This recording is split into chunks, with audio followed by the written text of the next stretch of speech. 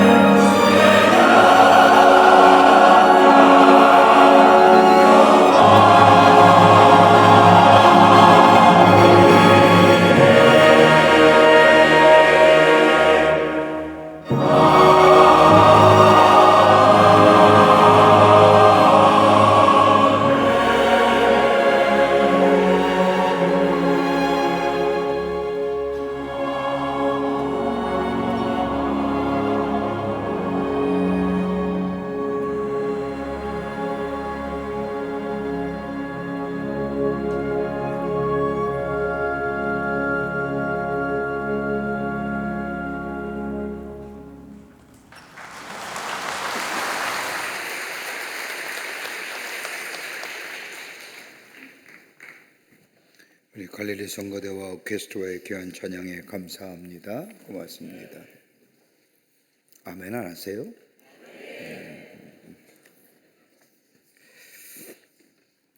우리 예수님께서 하나님 나라의 복음을 전하실 때에 진리를 설명하실 때에 몇 가지의 방법을 통하여 하나님 나라의 복음을 전하신 것을 보게 됩니다. 하나는 상징을 통해서 하나님의 말씀을, 또 하나님 나라의 복음을 전하셨습니다. 나는 세상의 빛이다. 나는 선한 목자이다. 나는 생명의 물이다. 상징물을 가지고 쉽게 하나님의 말씀의 복음을 전하신 것을 보게 됩니다. 또 하나의 방법이 있다고 한다면 비유를 들어서 하나님 나라의 복음을 전하시며 그 뜻을 풀이하셨던 것을 보게 됩니다. 하나님 나라의 복음을 설명할 때 잘 알지 못하고 이해하지 못하는 사람들에게 일상생활 속에서 쉽게 이해하고 납득될 만한 일들을 가지고 비유를 드시며 하나님 나라의 복음을 전하셨습니다. 누가복음 8장에 나오는 10분 인자의 비유 같은 말씀일 겁니다. 씨는 하나님의 말씀이요 밭은 사람의 마음인데 그 사람의 마음이 길가와 돌밭과 가시덤물과 옥토와 같다고 비유를 통하여 쉽게 하나님의 말씀을 전하셨던 것을 보게 됩니다. 또 하나 있다고 한다면 잠언과 교훈을 통하여 하나님 나라의 말씀을 전하셨습니다. 잠언이라는 것은 지혜롭게 살아가는 데 필요한 삶의 실체적인 원리들을 전하기 위해서 쓰여진 것이 잠언입니다. 우리가 잠언을 이야기한다면 대표적으로 솔로몬의 잠언에 말할 것입니다. 예수님도 당시의 유대인들이나 저 랍비들의 교훈들을 일반 사람들에게 쉽게 이해시키기 위해서 저들이 쉽게 접할 수 있는 잠언의 말씀을 통하여 하나님 나라의 복음을 전하셨습니다. 마태복음 5장에 나오는 마철 잃은 소금, 또 마태복음 7장에 나오는 좋은 나무와 좋은 열매, 그리고 누가복음 2장에 나오는 세술은 세부 뒤에 요한복음 12장에 나오는 자기 생명을 사랑하는 자와 같은 말씀을 통하여 잠언의 말씀을 인용하면서 하나님 나라의 복음을 쉽게 전하신 것을 보게 됩니다. 오늘 우리가 함께 읽은 본문의 말씀도 우리가 잘 알고 있는 예수님의 말씀 가운데 한 말씀입니다. 무릇 자기를 높이는 자는 낮아지고 자기를 낮추는 자는 높아지리라고 하는 말씀, 이 말씀을 좀 더 쉽게 제자들에게 설명하기 위해서 하나의 이야기를 가지고 말씀하십니다. 한 바리새인이 예수님을 자신의 집으로 초청합니다. 왜 초청했는지 본문에는 나오지 않지만 성경에 기록된 말씀을 보면 안식일에 예수께서 바리새인의 한 두령의 집에 떡 잡수시러 들어가시니라 라고만 기록되어 있습니다. 바리새인이 왜 예수님을 초청했는지 분명한 이유는 나와 있지 않지만 본문의 저 맥락을 살펴보면 예수님의 제자가 되고자 함도 아니요, 예수를 존경하거나 사랑한 것도 아니요, 그렇다고 해서 예수님의 사역에 동참하고자 함도 아니었습니다. 아마도 하나님의 아들이요 메시아요 그리스도이신 예수님을 자신의 집에 초대함으로 많은 사람들에게 자신을 드러내고자 함이었을 겁니다. 이러한 것을 아신 예수님께서 제자들 향해 귀한 교훈의 말씀을 하십니다. 누구에게나 혼인자리에 청함받았을 때에 높은 자리에 앉지 말라고 제자들에게 말씀하십니다. 그러면서 차라리 낮은 자리에 앉아라, 내 생각에 이쯤 앉아도 되겠다 싶더라도 그보다 더 낮추어 앉으라. 그렇게 낮추어 앉고 보면 주인이 와서 아니 왜 여기에 앉아 계십니까? 저리로 올라가십시오라고 할 것이니 그때서야 함께 앉은 모든 사람 앞에서 내가 영광스러워질 것이 아니겠느냐. 그러나 잘못 생각해서 스스로 윗자리를 찾아 떡하니 버티고 앉아있다가 행여 주인이 와서 미안하지만 좀 내려 앉으십시오 하게 되면 그런 망신이 어디 있겠느냐. 그러므로 윗자리에 앉지 말아라 라고 말씀하시면서 11절 말씀에 보면 무릇 자기를 높이는 자는 낮아지고 자기를 낮추는 자는 높아지리라고 말씀합니다. 여러분, 그리스도인을 관하여 여러 가지로 많은 말로 정의할 겁니다. 예수의 사람, 하나님의 사람, 말씀을 따라 사는 사람, 여러 가지 많은 말로 정의할 수 있지만 가장 적합한 정의가 있다고 한다면 그리스도인은 강한 자인 줄 믿습니다. 내가 강한 것이 아니라 예수님이 내 안에 계심으로 내가 강한 존재가 되는 겁니다. 예수님이 우리와 함께 계심으로 저 풍랑을 잔잔케 하시고 우리와 동행하실 뿐만 아니라 우리의 선한 목자가 되어주시고 우리가 곤고하고 힘들고 어려울 때마다 우리의 도움이 되시며 우리를 새롭게 하시는 그 예수님이 내 안에 계심으로 인하여 우리는 강한 자, 강한 하나님의 사람인 줄 믿습니다. 그런데 여러분, 강한 자가 강한 자 되게 하는 윤리가 무엇일까요? 우리가 윤리라고 하는 얘기를 한다면 일반적인 것들을 가리켜서 윤리를 정의할 수 있지만 정정 예수가 내 안에 계심으로 나는 강한 자가 되는데 강한 자가 강한 자 되게 하는 귀한 윤리가 무엇일까요? 오늘 성경의 말씀을 보면 다름이 아니라 겸손함이라고 말합니다. 강한 자가 강한 자가 되게 하는 윤리는 다름이 아니라 겸손함입니다. 그렇기 때문에 예수님 안에 계신 사람은 겸손한 자가 됩니다. 빌립보서 2장 5절과 7절의 말씀을 보면 너희 안에 이 마음을 품으라 곧 그리스도 예수의 마음이니 그는 근본 하나님과 동등됨을 취할 것으로 여기지 아니하시고 오히려 자기를 비워 종의 형체를 가지사 사람들같이 되셨다라고 말씀하고 계십니다. 우리는 예수님을 말씀할 때에 여러 가지로 많은 말로 말씀하시지만 예수님이야말로 겸손 그 자체이십니다.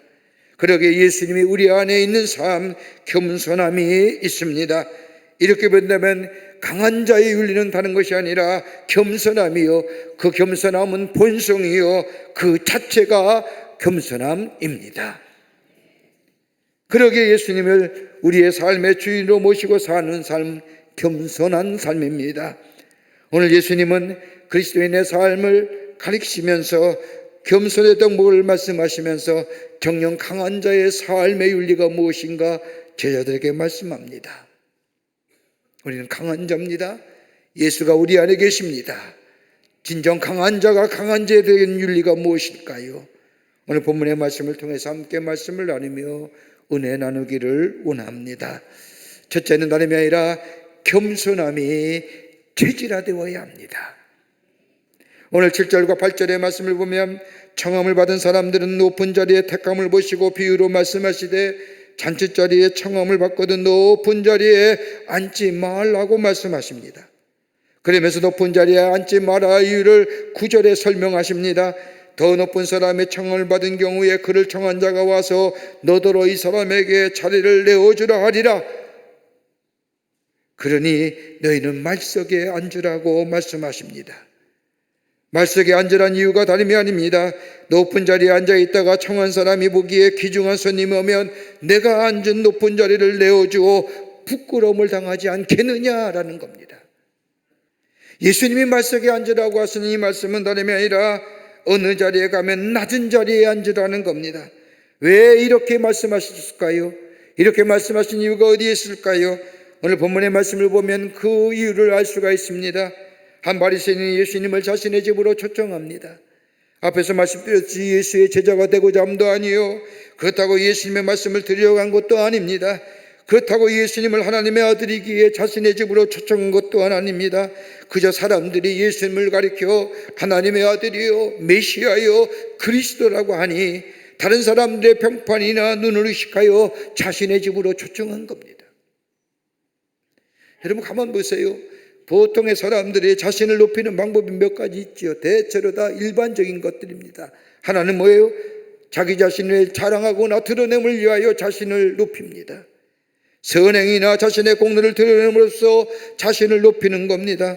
그런데 가만히 보십시오. 저들의 한 일을 보면 별것도 아닙니다.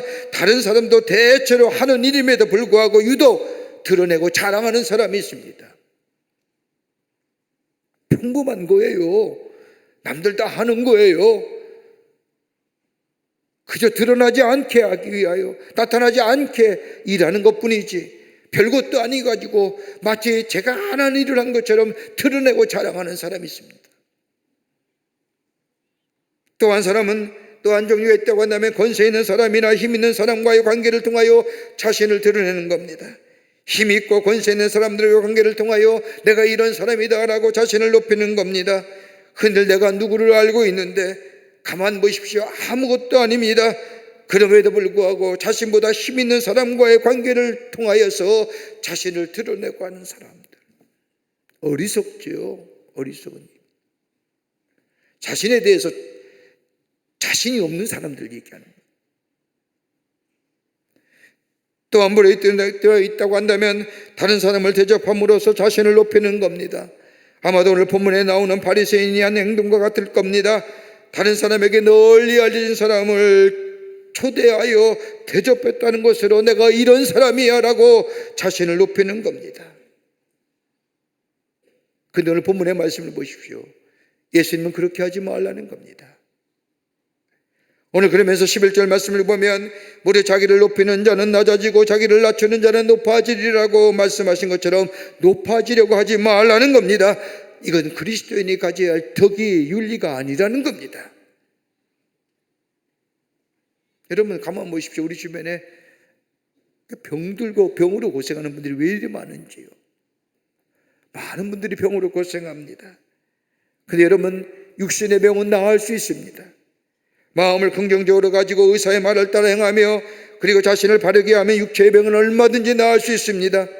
여러분 암 가운데 가장 치료하기 힘든 암이 췌장암이라고 하지 않습니까? 생존율이 낮다고 합니다.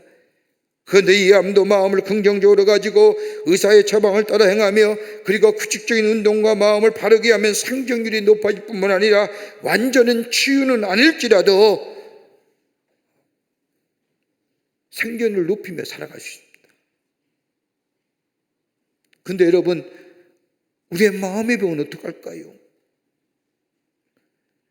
우리 마음속에 막연하게 가지고 있는 두려움과 불안과 염려의 마음들 다 평안하고 아무 문제가 없는 것 같은데 왠지 내 마음속에 한 구석에 자리 잡고 있는 이 두려움과 불안과 염려의 회색 그림자 이거 어떻게 치료할 수 있을까요?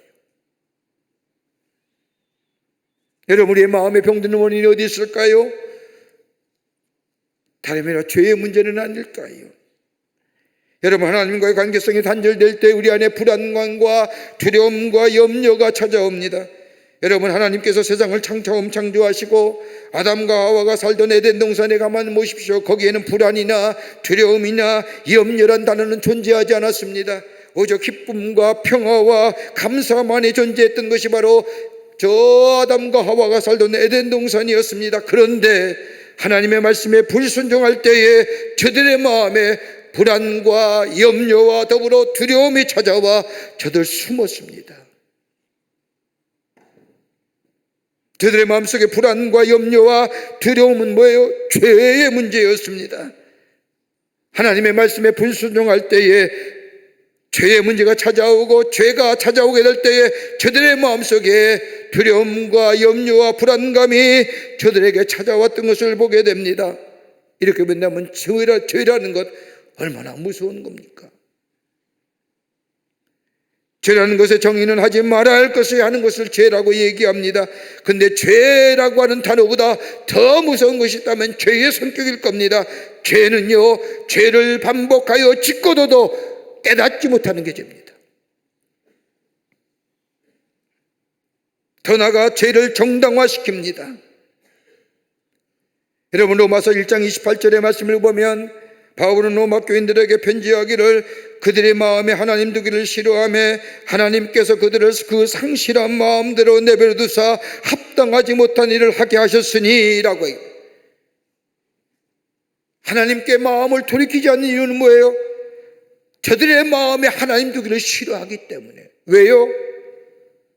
그 이유를 로마서 1장 24절의 말씀을 보면 하나님께서 그들의 마음에 정욕되에 더러움에 내버려 두사, 다시 말한다면 마음의 욕망과 마음의 욕심을 그대로 두셨다는 겁니다. 내 마음의 욕심, 내 마음의 정욕적인 것, 요한일서의 기저에 의하면 이생의 자랑과 육신의 정욕과 안목의 정욕에 따라서 살기를 원했기에 그 마음에 하나님 두기를 싫어했다는 겁니다. 그래서 하나님 뭐예요? 그대로 내버려 두셨다는 거예요.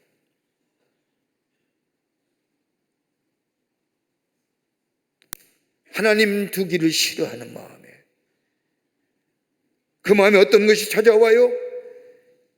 여러분 이생의 자랑과 육신의 정욕과 안목의 정욕을 따라 사는 삶에게는 로마서 1장 29절의 말씀을 보면 불의와 추악과 탐욕과 악의가 가득한 자여 시기와 살인과 저 수근수근 거림이, 그러니까 하나님이 아니 계신 곳에서는 죄된 모습이에요. 이러한 죄에 짓게 하는 원인이 어디 있을까요? 교만함 아닐까요? 아담과 하와가 저 에덴 동산에서 죄지었던 가장 결정적인 뭐예요? 저 뱀의 유혹에 하나님을 비방할 뿐만 아니라 너도 하나님같이 될 수 있다고 하는 그 교만한 마음 때문에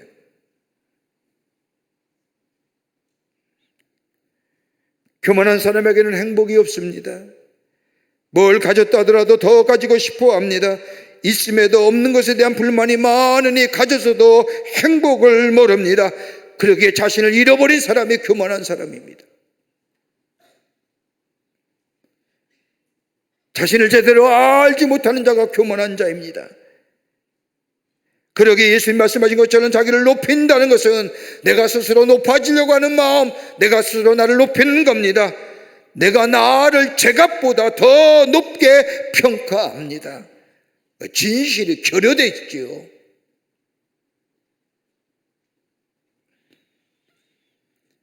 내가 누구인지 모를 때에, 내가 나를 제대로 알지 못할 때 내 안에 교만함이 생깁니다. 그럴 때 내가 우상이 되고 내가 절대자가 되고 내가 심판자가 됩니다.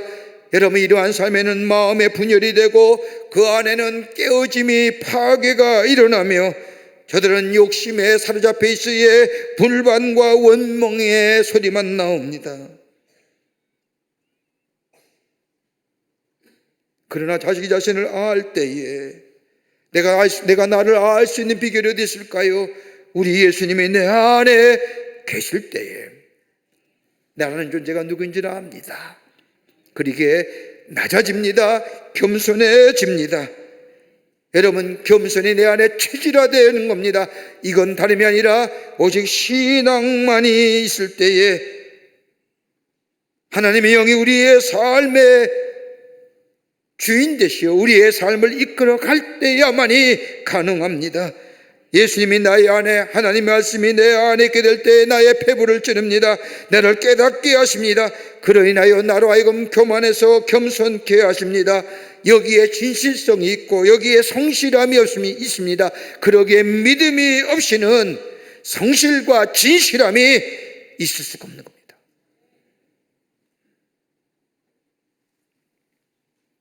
하나님을 향한 믿음이 우리를 하여금 진실하게 하며 성실한 존재로 살아가게 합니다.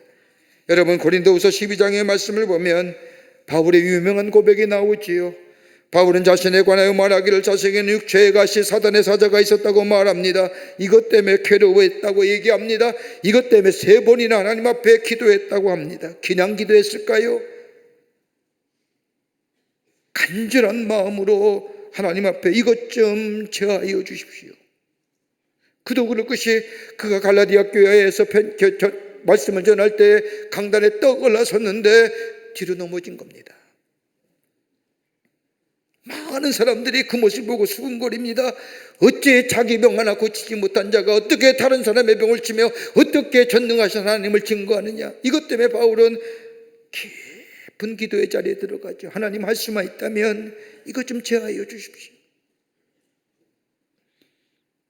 기도하는 가운데 그는 고린도후서 12장 7절의 말씀을 보면 이렇게 고백합니다. 여러 계시를 받은 것이 지극히 기음으로 너무 자만하지 않게 하시려고 내 육체의 가시 사단의 사자를 주셨으니 이는 나를 쳐서 너무 자고하지 않게 하려 하심이니라. 내가 참 받은 것이 많은데요, 그 가운데 이 육체의 가시, 이 사단의 사자, 하나님이 내게 주신 건데 이건 다름이 아니라 나로 하여금 교만하지 않게 하시기 위해서, 자고하지 않게 하시기 위해서, 나를 낮추시기 위한 하나님의 비상조치였다고 고백합니다.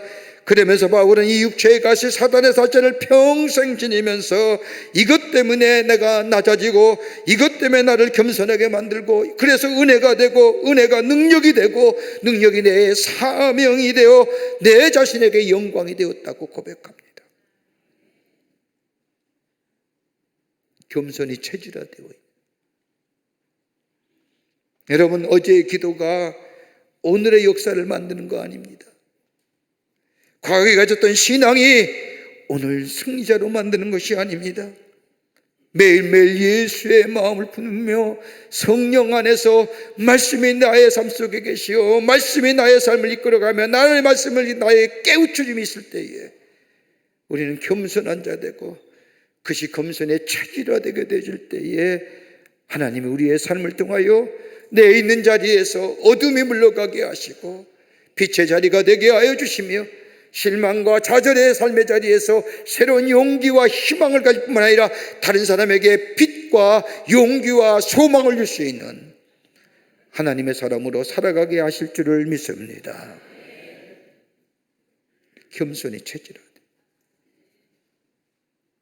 두 번째는 섬김이 체질화되어야 합니다. 오늘 본문 14장 11절의 말씀을 보면 무릇 자기를 높이는 자는 낮아지고 자기를 낮추는 자는 높아지리라. 여기서 낮추는 자라고 하는 것은 다른 사람에 의해서 낮추는 것이 아니라 내가 스스로 낮추는 겁니다. 여러분 생각해 보십시오.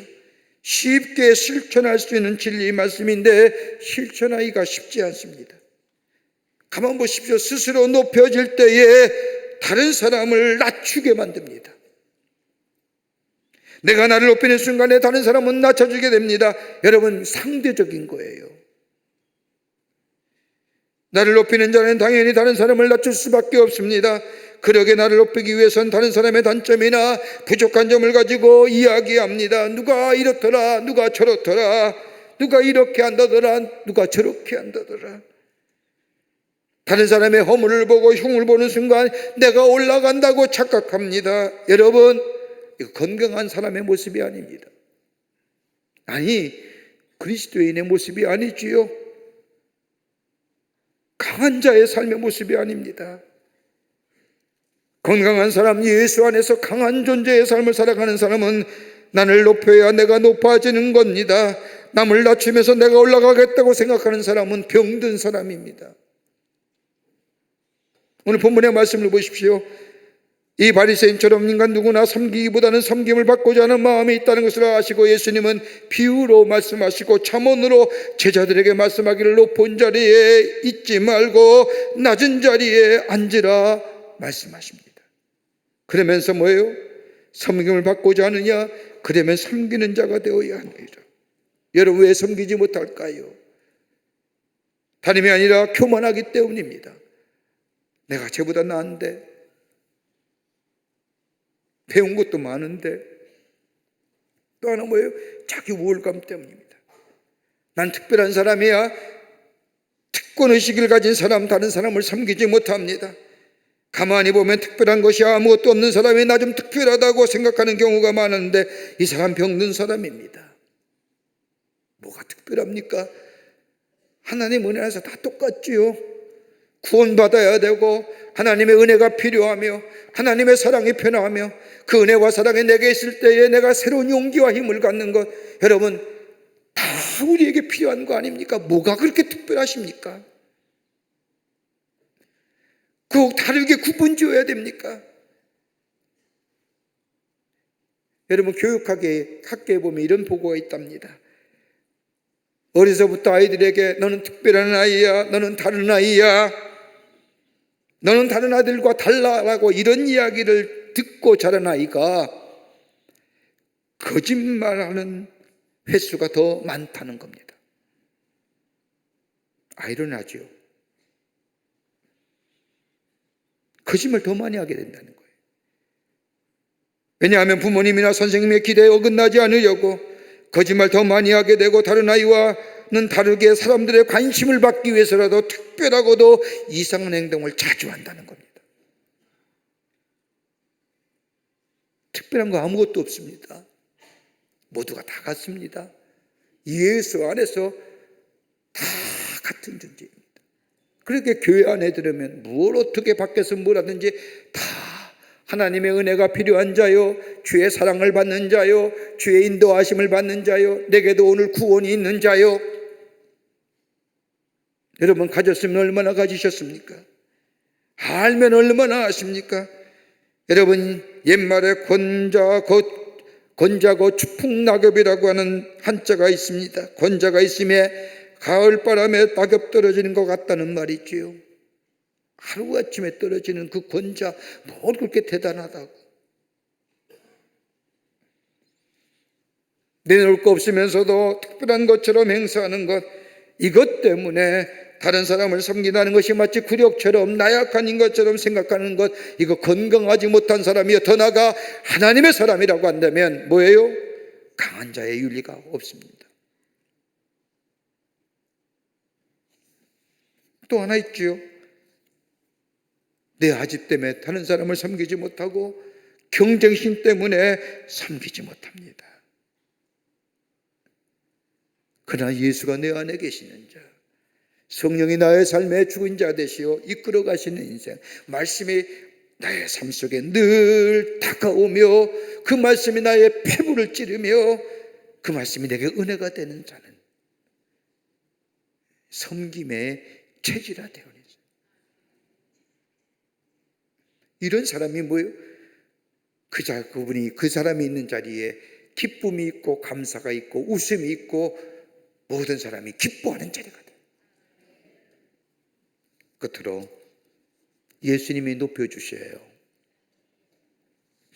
오늘 누가복음 14장 10절의 후반부의 말씀을 보십시오. 그러면 너를 청한 자가 와서 너더러 보치어 올라앉으라 하리니 라고 말씀합니다. 낮은 자리에 말석에 앉았을 때에 청한 자가 알아보고 와서 보치어 하면서 높은 자리에 앉게 한다는 겁니다. 여러분, 무슨 말씀일까요? 우리가 스스로 낮출 때에, 낮음의 자리에, 섬김의 자리에, 겸손의 자리에 있을 때에 하나님께서 높여주신다는 말씀입니다. 내가 스스로 높아진다고 해서 높아지는 것이 아니라 높이는 자는 따로 있다는 겁니다. 그렇지 않습니까? 자기를 높인다고 해서 높아지는 것이 아니라 오히려 떨어지지요. 근데 오늘 본문의 말씀을 보면 주인이 높여지게 될 때에 높아진다는 겁니다. 오늘 본문의 말씀의 잔치자리도 그와 같습니다. 스스로 상자에 앉음으로 자기를 높일 때에 주인이 와서 뭐라고 합니까? 아, 이 자리는 당신 자리가 아닙니다. 이 자리를 내어주소서라고 이야기합니다. 보세요. 높고 낮음은 누가 평가해요? 주인이 평가하는 거예요. 내가 높은 사람이라고 해서 내가 높은 자리에 앉다 해서 내가 평가받는 것이 아니라 주인이 평가하는 거예요. 내가 높은 자리에 앉아 있는데 나보다 높은 사람이 왔어요. 내가 보기에, 주인이 보기에 내가 그 사람보다 낮아요. 그러면 뭐예요? 너 내려오시오. 근데 내가 말석에 앉았어요. 내가 말석에 앉아보니 비앉은 사람이 나보다 내가 높은 사람이에요, 나은 사람이에요. 주인이 날 평가해서 높은 자리에 앉지. 그 평가는 주인이 하는 거예요. 그러게 예수님 말씀하지 않습니까? 자기를 낮추는 자는 높아지리라. 겸손함으로 낮춘 부분에 우리 하나님이 보상해 주신다는 겁니다. 어떤 사람은 스스로 낮아지는 것이 마치 내가 손해보는 것처럼 생각하고 이것을 어떻게 해서든지 만회하려고 스스로 높이려고 변론도 하고 변명도 합니다 하면 가만 보십시오. 그러면 그럴수록 뭐예요? 점점점 추해지며 바닥으로 떨어지지 않습니까? 그 인격이 비참해진 거예요. 그러기에 낮아지면 낮아질수록 우리 하나님이 높여주신다는 겁니다. 그러기에 예수님이 스스로 낮추라 하신 말씀, 예수님의 동생인 야고보가 야고보 4장 10절의 말씀을 보면 주 앞에서 낮추라. 그리하면 주께서 너희를 높이시리라. 그러면서 하나님의 교만한 자를 물리치시고 겸손한 자에게 은혜를 주신다 하였느니라 하신 거예요. 낮아지는 마음, 겸손한 마음, 섬기는 마음, 종의 마음, 이 마음을 품을 때에 여러분, 내가 낮아지는 것 같지만 세상은 밝아지는 겁니다. 그럴 때 우리 하나님이 뭐예요? 높여 주십니다. 세계적인 흑인 성가 가수인 도널드 헤이즈라고 하는 사람이 있습니다. 그가 이런 고백을 했습니다. 그는 미국 조지아 어느 산골에서 맨발로 도시에 나온 무식한 흑인 청년이었습니다. 다만 그에게 목소리가 좋다 해서 교회를 다니면서 성가대에 섰습니다. 목소리가 좋았던 도널드 헤이즈는 같은 찬양대원인 어느 부자 의삿집에 점심 초대를 받아 갔습니다. 갔더니 그 집에 도널드 헤이즈가 처음으로 유성기를 보았습니다. 유성기 알죠? 처음으로 판 들어가는. 그 유성기에 당대에 가장 명성이 높았던 카루소의 노래를 듣게 됩니다. 그때 그 순간을 이 르날드 헤어즈는 이렇게 회상합니다. 카루소의 노래를 듣는 순간 내 가슴에는 요란한 종이 울리기 시작했다. 그리고 내 가슴에는 카루소로 가득 차 있었다. 저 지평선 너머에 나를 부르는 소리가 들렸는데 나는 그 이후로부터 카루소에 미쳐 살았다. 카루소가 나의 인생을 이끌고 갔다. 카루소처럼 말하고 카루소처럼 행동하고 카루소처럼 노래를 불렀다. 그러면서 마지막에 이렇게 고백합니다. 나는 살지 않았고 내 속에 카루소가 살고 있었습니다. 저 지평선에서 나를 부르는 소리가 들렸습니다. 나는 그 새로운 음성을 따라 살 수밖에 없었습니다. 이것이 오늘 내가 된 원동력입니다. 저 조지아의 시골에 무식한 흑인 청년 카루소가 그의 마음속에 두드리게 될 때에 그는 그만 생각하고 그를 통하여 유명한 흑인 성가의 가수가 된 것처럼 여러분 우리는 어떠한가요? 강한 자입니다. 예수가 내 안에 계신 자입니다. 그렇다고 한다면 예수님이 나를 지배하고 예수의 음성이 나에게 들려올 때 내 마음이 설레야 되고 예수의 음성이 내 안에 들을 때 내 안에 기쁨이 있어야 되며 그 말씀이 내 안에 있게 될 때 내게 새로운 의지를 심어주며 나로 하여금 새로운 존재로 살아가게 하게 하시는 줄 믿습니다. 이럴 때에 내 삶을 통하여 뭐요? 저 어둠의 세상이 빛의 세상으로 바뀌고 절망과 좌절이 소망과 용기의 자리로 바뀌고 그로 인해서 이 세상이 새로운 하나님의 역사를 경험하는 놀라운 은혜가 우리를 통하여 이 땅에 있게 될 줄 믿습니다. 겸손이 체질화되는 거예요. 섬김의 체질화되고요. 그리고 낮아짐의 체질화될 때에 우리 주님이 우리를 높이시고 우리를 통하여 우리 주님이 영광 받으십니다. 이런 강한 인생의 윤리를 가지고 살아가는 여러분과 저와 되시기를 주의 이름으로 축원합니다. 하나님 감사합니다. 저희들 주께서 사랑해 주셔서 하나님의 자녀 삼으심에 감사합니다. 주님이 내 안에 계시고 말씀이 내 안에 계시고 그러기에 우리의 가슴을 뜨겁게 하며 우리를 설레게 하신 줄 믿습니다.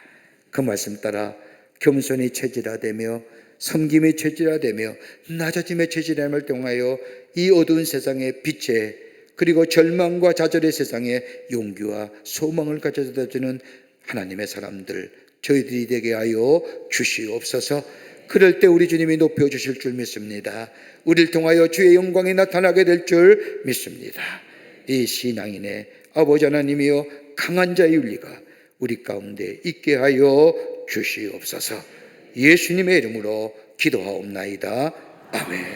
지금은 우리 주 예수 그리스도의 크신 은혜와 하나님 아버지의 한량없으신 사랑하심과 성령님의 인도하심이 거룩한 주의 날 주의 전에 올라와 마음과 정성을 모아 하나님 앞에 예배드리며 예수님의 마음을 닮아 겸손함과 섬김과 낮음이 체질화되어 이 땅에 평화를 누워가며 하나님을 살아계심을 증거하는 삶으로 살기로 결단하고 저 세상을 향하여 나아가는 당신의 거룩한 백성들과 영상을 통하여 예배에 참여한 모든 이들 위해 주께서 지금으로부터 영원토록 함께 하시기를 간절히 축원하옵나이다.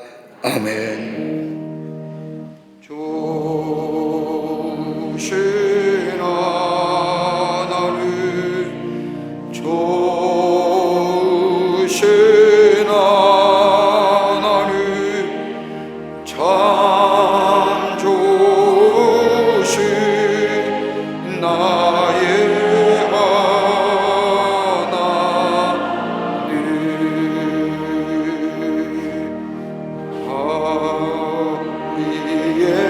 하리에